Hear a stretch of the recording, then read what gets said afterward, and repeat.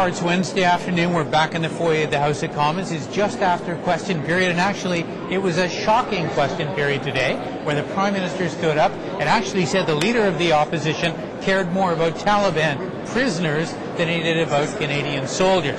I tell you, that set the whole House of Commons on its ear, and rightly so. It certainly reveals an interesting side of our Prime Minister. But we're not going to talk about that another day maybe, but right now I know you want to talk about money. So I am joined by John McCallum, Finance Minister of the Liberal Party, and we're going to be talking to Libby Davies of the NDP in just a minute. But John, I want your take on this budget. You've been a critic of it. You were the first guy on his feet after Mr. Flaherty spoke.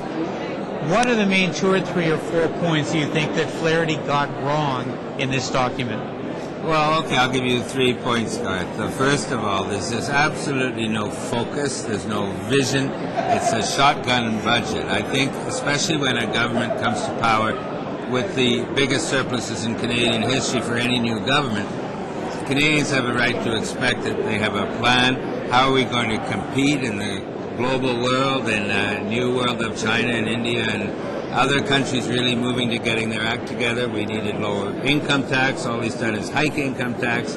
We need a plan to compete in the 21st century. So there's no vision, no focus. And secondly, there's pretty small potatoes in terms of tax benefits. And I don't like it partly because of the smallness, but as much because it's favors some and not others. I think we should have broad-based tax relief for all, not special little benefits for some. And so in terms of broad-based tax changes, the only one they've had is up. They raised the income tax rate in the last budget. It's still up there. No tax relief at the broad level. Now, the child tax credit is good for people who have children, but there are a lot of Canadians out there, needy Canadians, hard-working Canadians, who don't have children or whose children are over 18.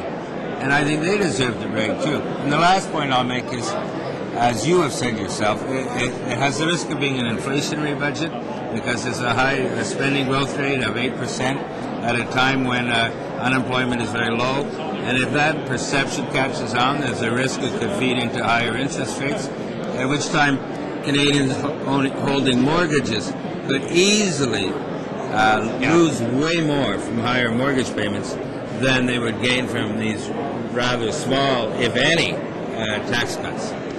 Good, and by the way, I'm just going to blog on that shortly because this is kind of an interesting issue. When you take a look at the number of assets that are now sitting in residential real estate, it has a real significant economic impact if we see any kind of injury of that market by higher rates. Let me ask you a political question though, John.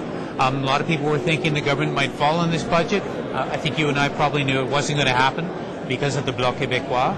But many people will be a little uncertain now as to these votes that are coming up in the next day or two. Do they mean anything? Or is this budget going to pass? Does that mean there's no election? Well, I wasn't sure about the Bloc. When we made our decision, we thought the Bloc were going to support the budget. Then there was a CTV report saying they'd oppose it.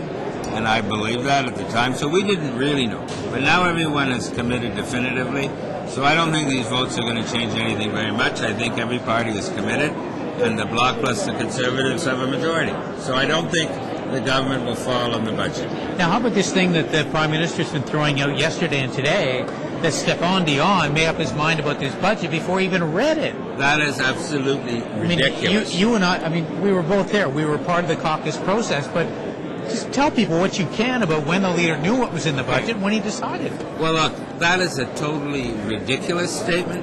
I was in the caucus with you, but I was also in the budget lockup.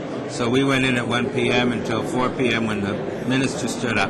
And I spent that time reading the budget and figuring out my recommendation to the leader. The leader came in around 3:30 or 3, and we told him what was in the budget. We told him we didn't think it was a good budget, it was a bad budget. And at that point, he agreed that we would oppose it. But the idea that he made any decision, I've heard him say half a dozen times, if it's a good budget, we'll support it. Absolutely. If it's a bad budget, we'll oppose it. And we were in the same room when he said that. Yeah, exactly. And that's absolutely. So there you go, folks. This is the evolution of a fact. I mean, it starts as a media report. It ends up the Prime Minister repeats on the floor of the House of Commons. All of a sudden it's fact, and it's totally wrong. It's false fact, if that's such a thing. Absolutely. John McCallum, thank you very much. Okay, guys. Stand by. We're going to talk to Libby Davies in just a sec. Thanks, John. Thank you. Thanks, guys. Perfect. Now we're going to get a completely different viewpoint on the budget, and I'm joined by Libby Davies of the NDP. And of course, as you know, I think you should know, the NDP is opposing the budget along with the Liberals, and it's being supported by the Bloc Québécois and the Conservatives. Okay, so Libby, why did you guys make the determination this wasn't going to fly for you? Well, you know, Garth, we looked at the budget, we sized it up, and for us, the benchmarks and the measurements was, would this close what we call a prosperity gap in Canada? There's been a huge budget surplus. I think that a lot of Canadians would like to see a reinvestment in really sound programs.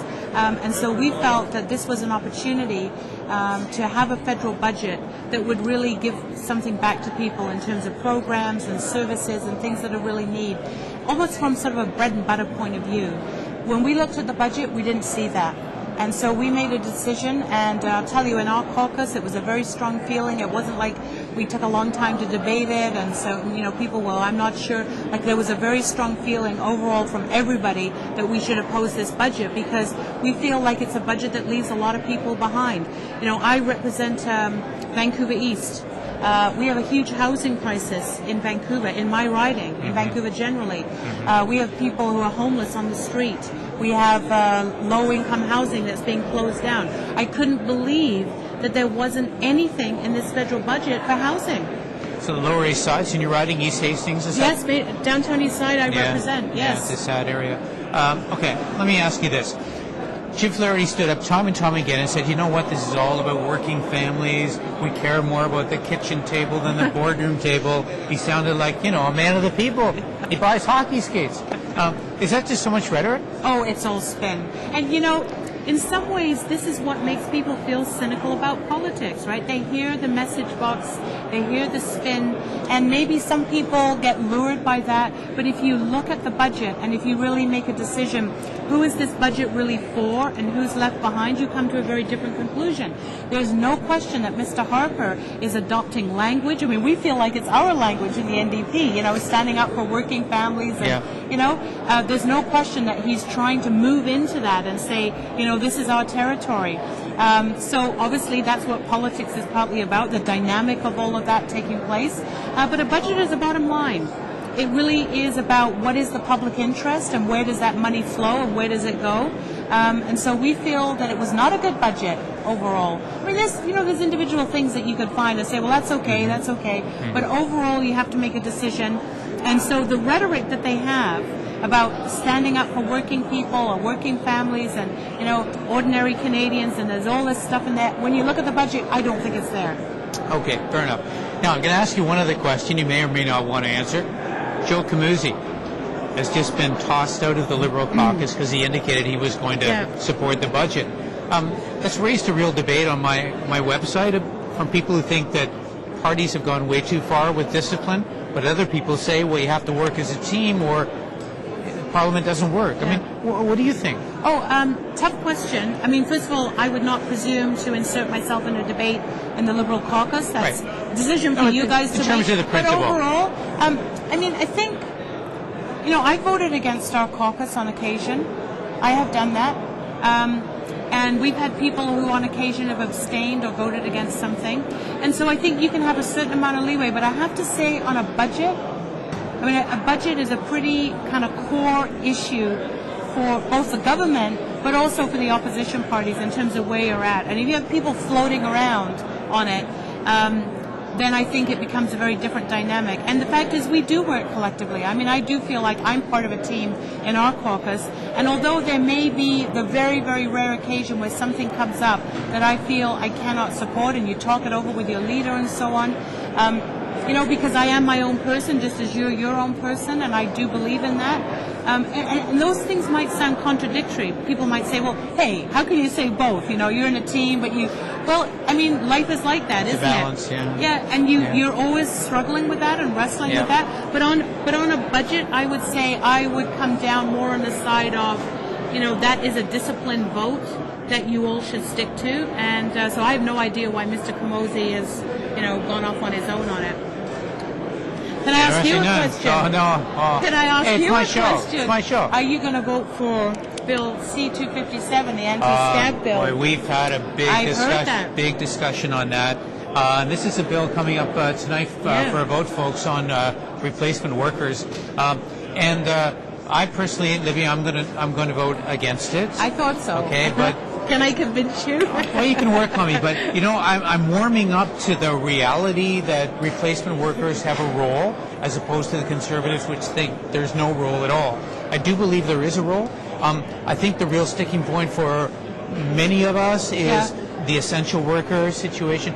What is an essential worker? How do we define that? Can I tell you that? Because I'm the Labour critic for the NDP as well, and I was on the committee. And essential services are covered in the Labour Code very clearly. Yeah. We have rulings from the Canadian Industrial Labour Relations Board that talk about essential services. So I know those Liberal amendments lost, but in actual fact, they really were more window dressing, I have to be really honest with you.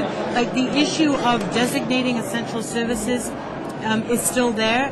In fact, one of the amendments that we'll be voting on tonight, Garth, clearly says that this bill will be subject to Section 87.4 of the Labour Code, which spells out how the process for essential services. So the concern that somehow we won't allow essential services to happen or to be protected is actually completely false.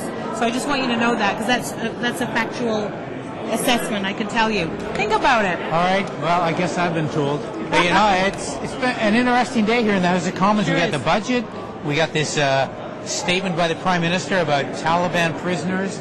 We've got 8 votes coming up tonight, I think, Libby. That's right. Bill, the replacement workers. This is really humming around here. And there's also a lot of election buzz in the air, right? Still in the air, yeah. It's going to happen. Thanks for watching MPTV. We'll be back real soon.